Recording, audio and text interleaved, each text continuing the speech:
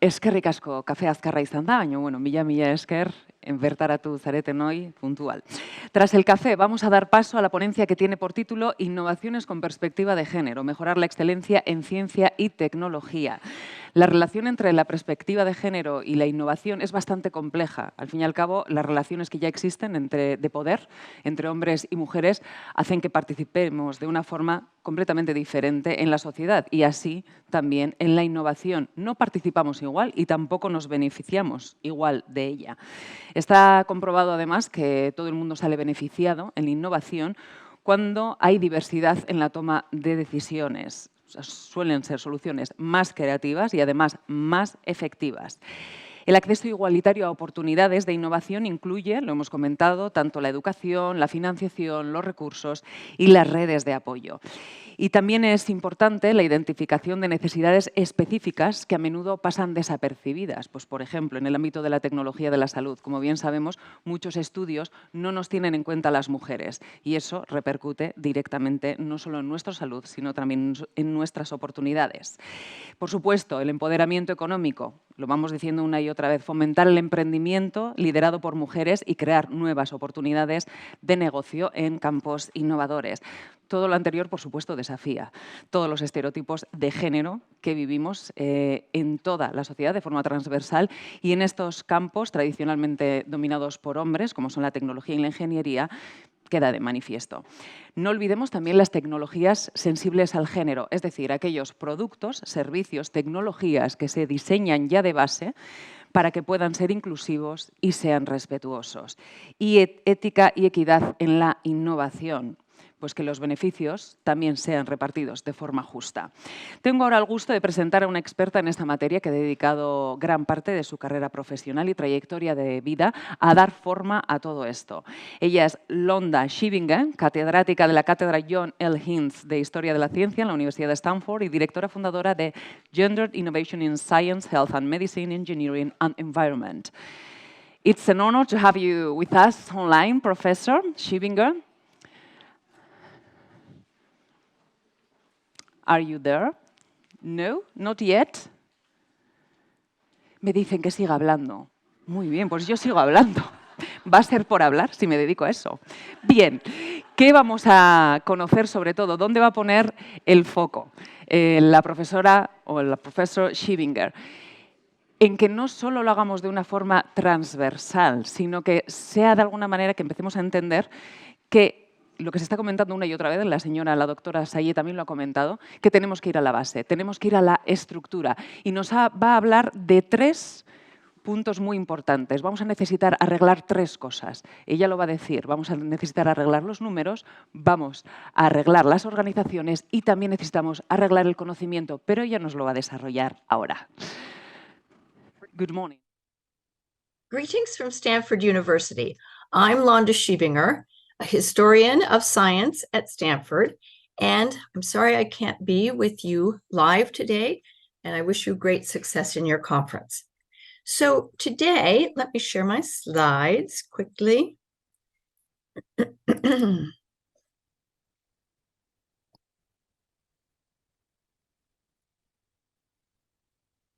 And here we are. So today I would like to explore with you Gendered Innovations. Founded in 2009, Gendered Innovations was produced through a large international collaboration involving the European Commission, the U.S. National Science Foundation, and Stanford University. And we've now expanded into South Africa, Argentina, South Korea, and Japan. A Gendered Innovations Research Institute was opened in Korea in 2015 and Japan in 2022. Gendered Innovations has brought together over 220 basic scientists, engineers, humanists, and social scientists in a series of collaborative workshops. New policies have been implemented across the European Union, Canada, and the United States, and we also work with some of the companies in Silicon Valley, industry leaders such as Apple, Google, and the like. So innovation is about integrating sex, gender, and intersectional analysis into the design of research. The operative question is, how can we harness the creative power of sex, gender, and intersectional analysis for discovery? Does this approach add valuable dimensions to research? Does it take research in new directions? So first, a bit of background. Governments and universities in the US and Western Europe have taken 3 strategic approaches to gender equality over the past several decades. The first is fix the numbers. This focuses on increasing the numbers of women and underrepresented groups in science and engineering. It's about participation. It's about creating gender-balanced research teams. It's about hiring more women and underrepresented people at universities. The second is fix the institutions, which promotes gender equality in careers through structural change in research organizations.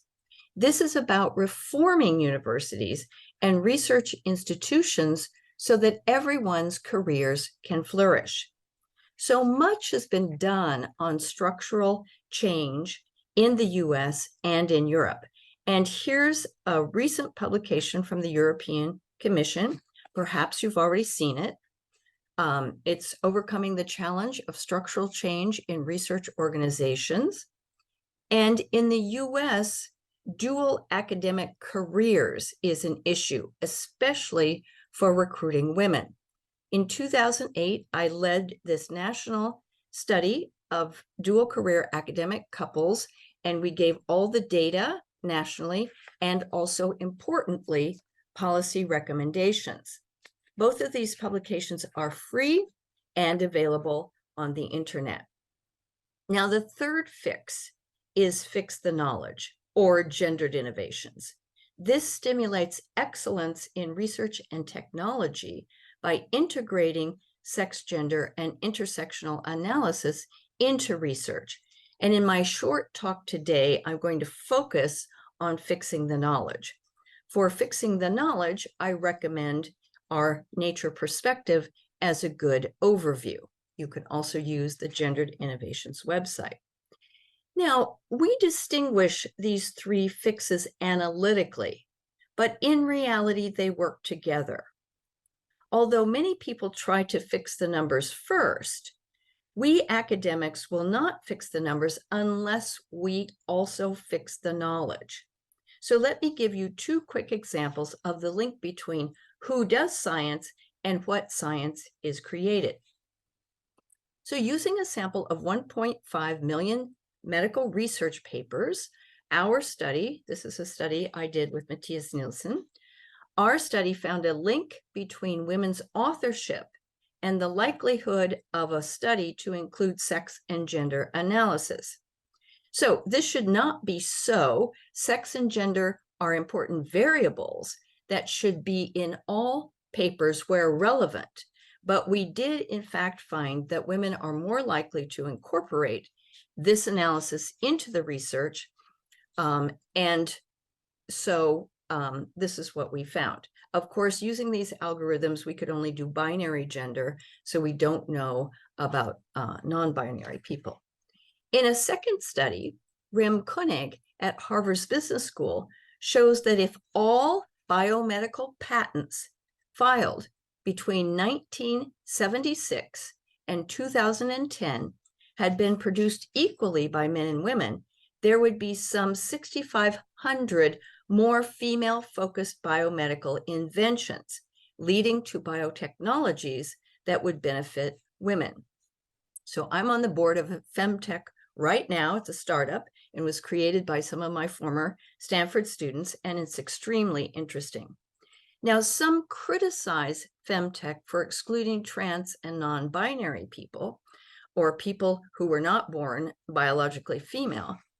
But there are several startups now, such as Queerly Health, that focus on the LGBTQ+ communities. And I realize that this is not your topic, but these are examples of studies that have been done on this particular issue. So why might all of this be relevant to your research? Why should you include sex, gender, and/or intersectional analysis in the design of research? So beginning in 2020, the European Commission's strengthened their gender dimension in research, and applicants are now required to integrate sex, gender, and/or intersectional analysis into the design of research or to justify that it's not relevant. And the idea is, this is important, the idea is that if taxpayer money is to be used, the research should benefit all across the whole of society. To provide the intellectual foundation for this policy, the European Commission held a 2-year expert group, which I directed. This group consisted of 25 experts from numerous fields of science, from biomedicine to marine science to machine learning, environmental sciences, and our results are published here. The book is easy to find and download. It's free, or you can find most of the information on the Gendered Innovations website. Now that I've set the stage, let's dive into some examples. So take, for example, I'm going to do AI and machine learning first. So take, for example, search engines. In Google search, let's say you're searching for a job. In the search results that appear, men are 5 times more likely than women to be offered ads for high-paying executive jobs. So why is this? Google didn't intend to do this. It has to do with the data and the search algorithm. So men in the US on average are paid 20% more than women. This is an average of all men and all women, not broken down by any other factors. The algorithm has been designed to get the right ad to the right person. So in this case, an ad for a high-paying job would go to a man. And as you can see, this perpetuates the cycle of social inequalities. Now, once engineers became aware of the problem, it can be fixed. So moving on to computer vision. Let me move myself a little bit higher. This is a photograph. So computer vision fuels if you search for a cat, you get an image of a cat, that's computer vision. So in computer vision, a photograph of a traditional US bride dressed in white is correctly labeled bride, dress, woman, and wedding. If you put in any of those words, you would get a picture like the bride here in the white dress. But a photograph of a North Indian bride is mislabeled as performance, red, costume. So why is this? Again, the problem has to do with the data. So we see here ImageNet, which fuels computer vision. And we see that more than 45% of ImageNet data comes from the United States, but we are only 4% of the global population. By contrast, China and India together contribute only 3% of the data in the ImageNet. And even though these countries represent 36% of the world's population. So again, the data set can be fixed and have appropriate geodiversity. And one last example here is soap dispensers. They don't work for people with darker skin. So there's a video of a man with lighter skin. He puts his hand under the soap dispenser, gets soap. Man with darker skin puts his hands under a soap dispenser, no soap. Lighter skin, soap. Darker skin, no soap. So why is that? This is because the near infrared technology to see the hand, close the circuit, and dispense the soap doesn't work for darker skin. Now, more seriously, as we learned during the pandemic, pulse oximeters, the little oxygen monitors you put on your finger, don't work well for darker skinned people. And this can put people who get themselves to the emergency room because they can't breathe in danger because the machine monitoring them cannot see the proper oxygen saturation in the blood. Now, each of these examples is important, but what did you notice about them? So each example focuses on only one social dimension in isolation. either gender with the Google search, geographic location with the computer vision, or skin tone with the soap dispensers. So here we focus on a higher level problem, intersectionality. So what is intersectionality? Intersectionality describes the overlap or intersecting forms of discrimination related to gender, sex, ethnicity, age, socioeconomic status, sexuality, geographic location, and so forth. The term was coined in 1989 by legal scholar Kimberly Crenshaw to describe how multiple forms of discrimination intersect specifically in Black women's lives. In 1989, her concern was that the white feminist movement was excluding women of color. So let me show you how this works in research. And this is research done on facial recognition by Joy Bolamwini, and it's called Gender Shades.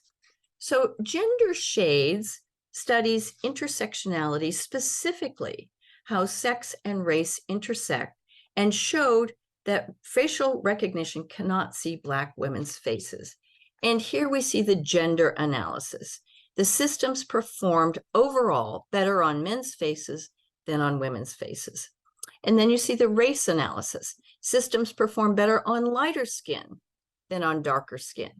And here you see the intersectional analysis. The system performed worse for Black women. The error rate was 35% for darker skinned women. That's really unacceptable. It was a little better, 12% for darker skinned men, 7% for lighter skinned women, and less than 1% or almost no error for lighter skinned men, since they had been using themselves for the training of the system. So there's more, however. We see that we could do a sexuality analysis. The system cannot recognize transgender faces, especially during periods of transition. But here we have a solution. It's an intersectional innovation. Bolamwini and Gebru created a more inclusive data set that included faces of men and women with lighter and darker skin. They used the faces of parliamentary members, so they're public faces, from 6 countries, 3 in Africa and 3 in Europe. But what problem do you see? It's an innovation, but we still have a problem. Is the data set inclusive globally? So my students saw immediately that no Asians or Indigenous people from the Americas or Australia are imaged here. And we don't know if they're non-binary people. So we still need innovations to make sure the technologies work for everyone. But let me add, getting the data right and making the technology see everyone is one aspect of the problem with facial recognition, but there are larger security issues.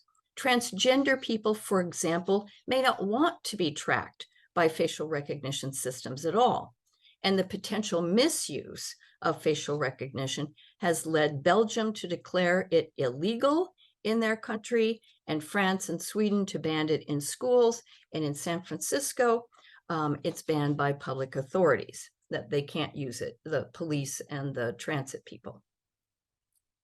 Now, intersectionality is important, and Gendered Innovation released a new tool, and this is our intersectional design cards. There you can see them online. We have a special portal for the intersectional design, or you can buy the cards, which we sell at cost. They work really well live, and we made them specifically for industry, for product development, so that everything that you're, like the iPhone will work for everyone. You know, different apps and different, so now there are autonomous vehicles. Do those work well for everyone? So we chose 12 intersecting factors, and you can do workshops with these cards. Now, this is Apple's intersectional list of factors. I particularly like handedness. There are lots of ones, but handedness is nice. My neighbor is a world-class right-hand surgeon, but she's left-handed herself, and most surgical instruments are made for right-handers. So think how amazing she could be if the instruments had met her needs rather than her needing to meet the instrument's needs. Now, there are a couple of points I'd like to make, and that is that these factors that are listed here differ by culture. Both of these sets of factors were developed in a US context, and Europeans tell us that you can't include race, for example, but of course, there's still racism in Europe, and so it needs to be considered. And also, we design globally for people, so again, it needs to be considered. Now, a second point to make is that each researcher needs to choose the factors most relevant to their product. You can't look at all the factors. It's like any research project. You start broad and then you narrow it down to what's most important for your project. But our point is you shouldn't rely on an unconscious default. These should be conscious parts of the research process. Now, the organizers asked me to do some new things, so I want to turn now to climate change. And my example comes from marine science. So I currently have a Marie Curie postdoc working with me. She's also at Stanford's Marine Station, and we've just published 2 articles. I think this one is the most general, that reviews sex analysis in marine organisms. So in Gendered Innovations, we also have a case study on sex analysis in marine organisms. And here's what you need to consider for sex in marine organisms. Marine organisms are much more imaginative evolutionarily than humans. So there are simultaneous hermaphrodites, sequential hermaphrodites, proandric hermaphrodites, protogynous hermaphrodites, males and females. Now, I should note that in English, we use the term hermaphrodites only for animals, non-human animals, and plants. And we use the term intersex for humans. So global warming is hurting marine organisms, and this is a concern for all of us today. And importantly, whether we're talking about fish or mollusks or crustaceans or any of the other organisms, there has not been much. Well, they respond to global warming by sex, but in this excellent article, Rob Ellis reviewed the state of sex analysis for marine science. This was 2017. And here are the findings. Over the past decade, only 4% of studies take sex into consideration when studying these organisms. This is a real missed opportunity. So why is this important? For species reliant on temperature for sex determination, such as turtles, for example, rapid global warming poses a risk to sex ratios and the stability of populations. Now, as you probably know, as we tend to learn in grade school, the sex of a turtle depends on the temperature of the environment. If the climate is warmer, you get a female. If the climate is cooler, you get a male. Now, an important study found that turtle sex ratios respond dramatically to global warming. In Australia, turtles born in the warmer part of the Great Barrier Reef, for instance, became 99% female, while in the cooler part of the Great Barrier Reef, they remained a more natural 68% female. Such a change in the sex balance, a population of 99% female, will not survive. This population will collapse. So if it's 99% female, it's very hard to reproduce. So analyzing sex-based responses to climate change enables better modeling of demographic change among marine organisms and the downstream impacts on humans. Effective ocean management and mitigation of climate change impacts depend on understanding organisms and the ecosystem response to human-made climate change. Now, with Elena Gysi, we are working on an intersectional approach to modeling climate change, and you can find this on our website. It's here an intersectional life cycle assessment, which joins the environmental life cycle assessments and social life cycle assessments, so you understand the entire process of climate change, the behaviors that are pushing climate change, the impact of human behaviors on sex specific, so the sex-specific impacts on the marine organisms, how that gets into the food. A lot of the fish we eat has microplastics in it, was our example, and how this then comes back to impact humans. If you're interested, please go to our website. So designing sex and gender analysis into research is a crucial component contributing to world-class science and technology. Now I have just a few minutes left, and I want to go live to our website for a moment so I can show you all of the resources that we have here. Now, over 2 million unique users have been to our website, and they come from 185 countries. So it has had an impact. So one part that's of importance to you are our methods, the methods of sex and gender analysis. We also have added then intersectional approaches. And I just want to show you one thing quickly here. When we talk about analyzing gender or looking at intersectionality, this is not one thing you do, like recruiting both men and women to your study. It is a type of analysis that goes through the entire research process, from identifying problems to designing the research, to collecting the data and analyzing the data, and in the kind of dissemination. So these give tips as to the things you should consider at each of those stages. And then, of course, we have the citations here. So all the methods are very important. And then you can see our case studies here in our buckets of science, health and medicine, engineering, and environment. And I recommend a lot of these to you. The menstrual cups here in environment is one of my favorite. So anyway, now I did want to say a few things about policy recommendations. How do we incentivize scientists to take up sex and gender analysis? So policy is one driver of innovation, and we have to consider the 3 pillars of science infrastructure. I should also add industry over here, but I'm just looking at funding agencies, peer review journals, and then universities where we have a lot of influence. So I'm going to start with the granting agencies, the funding agencies. They are important for asking researchers to include sex, gender, and intersectional analysis at the beginning of the process as a condition for funding. And Gendered Innovations recently did a study of 22 national funding agencies across 6 continents, so a global study.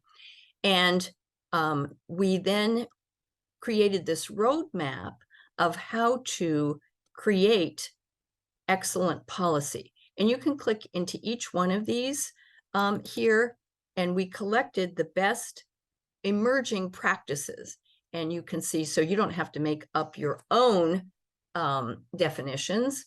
You can just easily use what is happening in others. So we also have all the examples of the proposal guidelines for applicants, the instructions for evaluators, the trainings, and so on and so forth. So this is very important. The second pillar of science infrastructure is peer-reviewed journals. And this is then at the end of the process. There's another opportunity to check that the research is excellent and that sex, gender, and/or intersectionality have been considered if relevant to the study.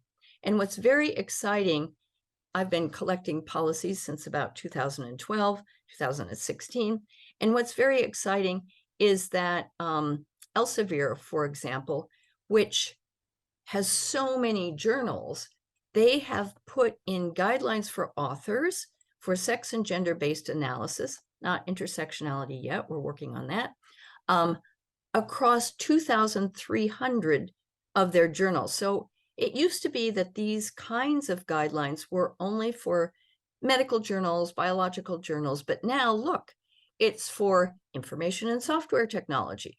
It's for artificial intelligence. So it's very important that you know how to do this kind of research so you can be successful publishing your work. Now we come to universities, and I would say we are not doing our job. This is the third pillar, and we're the people who should be teaching students how, undergraduates and graduate students, medical professionals, how to do sex and gender analysis, but we aren't really doing it. Medical schools don't include all of this, though there's a new initiative in Switzerland that is of interest. But what I wanted to show you was computer science. So computer science is doing something very interesting, and this is called embedded ethics courses.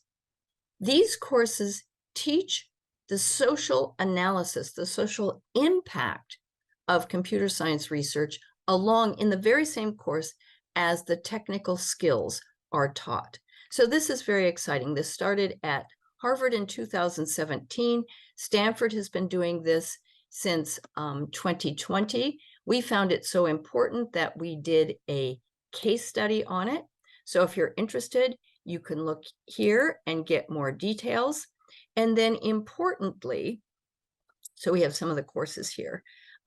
Importantly, the US National Academies of Sciences did this report just last year, talking about fostering responsible computing research. And this says everything that I've been saying.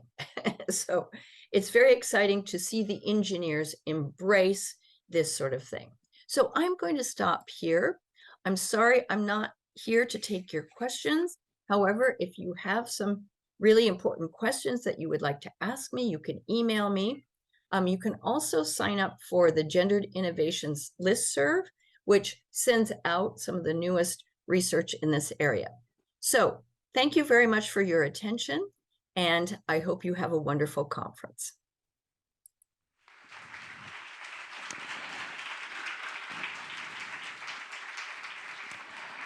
And surprise, surprise, we have Professor Schiebinger with us today. Another applause, please.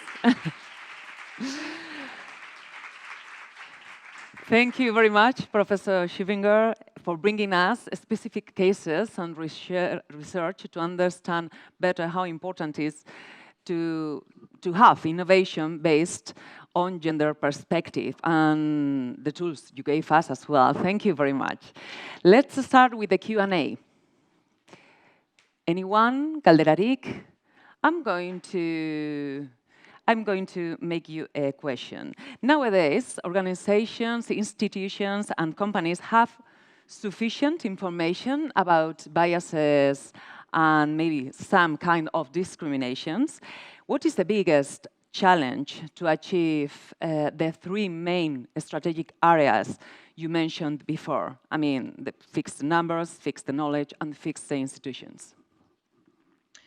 Yeah, so people tend to know about fixing the numbers.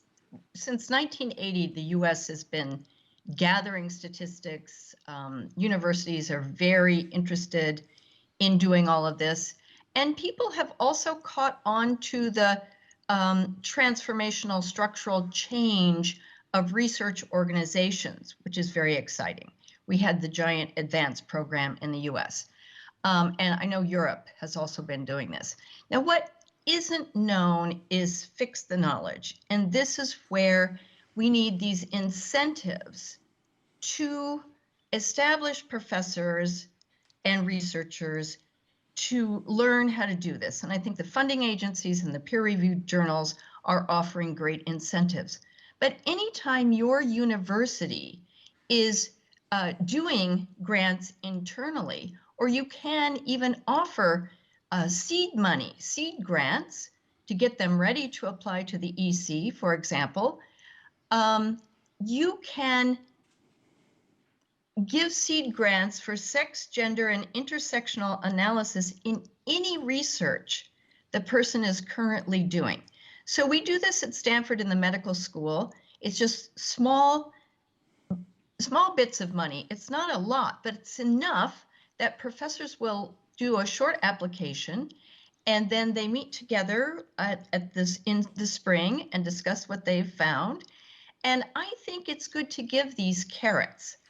So ask them what research they're doing now and how they could apply either sex analysis, gender analysis, or any of the aspects of intersectional analysis. Thank you. Yes, we have another one from the audience. I'm not sure. Wait a little bit, Professor Schiebinger. Morning. Hi. It's really nice to hear you, Londa Schiebinger, sorry. We've been following you for years here.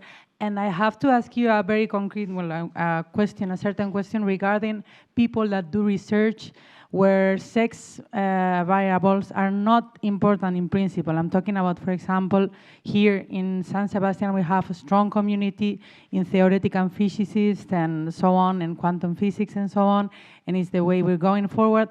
But we're looking that many researchers just don't fill up because nowadays when you have to fill up forms for European calls or wherever, they directly ask you, what are you going to do? How are you going to incorporate the gender perspective in your research? And they instantly answer, I don't have to.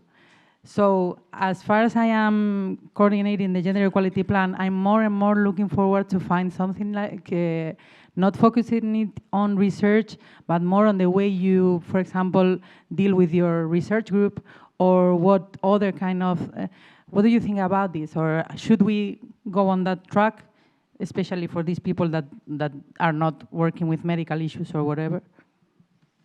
Yes, so I understand this question well. It's true, we don't want to force sex, gender, or intersectional analysis in disciplines where it's not relevant in the research. So black holes, I don't think, have sex or any other social qualities. So you can just explain that it's not relevant. However, you're really correct. You need to look at the culture of the discipline. How are faculty meetings run? What's the kind of interaction between researchers? Who has the power? You know, all of these kinds of questions. And there's a lot of material on that, on this kind of structural change. And I really think that that is where it is important for fields like pure mathematics or theoretical physics to look at the culture. And there's a lot of great literature on that. I'm happy to offer some, but I'm sure you can find it. So yes, that is the way to go, in my view. Thank you. Another questions? Galderarik? I'm going to ask you the last one, Professor Schiebinger. Let's put us in the best case scenario. How it could be a society based on, as you said before, intersectional innovation. How could it be a society? Elaborate a little bit? Yeah, a society. I mean, how could it be if everything will be fixed in the next future? Yes. Well, my job would be done. I would love to put myself out of work, right? Well, I think we would then have equality, equity, and people would have a real opportunity to contribute new ideas that lead to discovery and innovation. I mean, I'm waiting for this day to come. It's certainly, the social conditions are certainly much better today than they were, say, 30 years ago, especially for women, people with different sexual orientations, transgender people, underrepresented minorities. It's better today than it was 30 or 40 years ago, but we still have a long way to go. So let me know when we've reached the ideal society. I will do, for sure. Thank you very much, Professor Schiebinger, and thank you for your contributions to a better world. Thank you very much. A round of applause to her, please. Thank you.